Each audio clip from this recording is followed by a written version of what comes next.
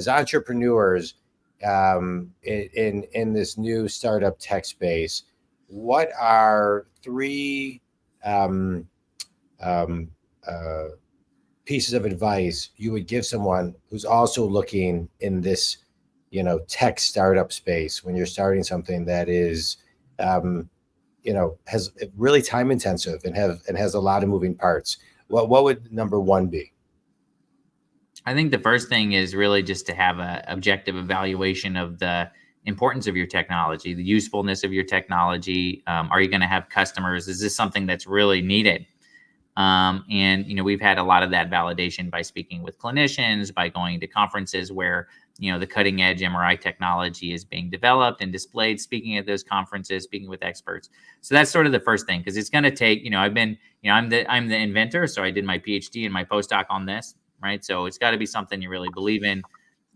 Maybe easy for me, right? Because I've been doing it for so many years, but I'm going to complete what Codi just said, because even before he worked on this technology, he was already passionate. And at that time, he wanted to find a cure against cancer. So I think, he came from passion first, and then he found the technology. And then, he saw like the real value and application. But I think passion was maybe first, Codi, if because that was at the heart of why you decided to do a PhD in the first place. Yeah. For me, I'll say, mission is important, why you're doing it, because as an entrepreneur, there is a lot of up and down. It's not always easy on a day-to-day. You have to overcome a lot of obstacles. So I think like being perseverant, resilient, and, if you have a clear why for yourself, that's gonna, give you a driving force in continuing and persevering. And I guess maybe the third aspect, I think, talking, networking, explaining what you do to people, and kind of find a tribe, whether it's like, through coaching, coaching is amazing. But as also peers, also like maybe a technical group as well. But I think like being connected is very important as an entrepreneur, because it's, otherwise it can become like a lonely road.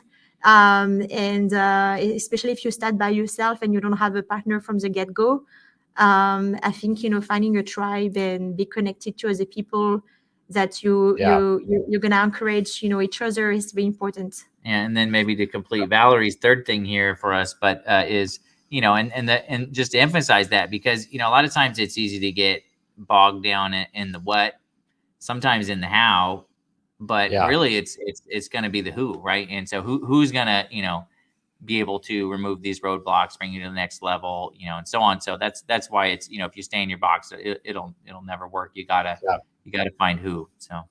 Yeah. Well, that was well said. I mean, all those pieces, but I want to just emphasize on the last one, finding your who's, not only who your audience is, but who you need to delegate to is so critical. I just want to kind of highlight that.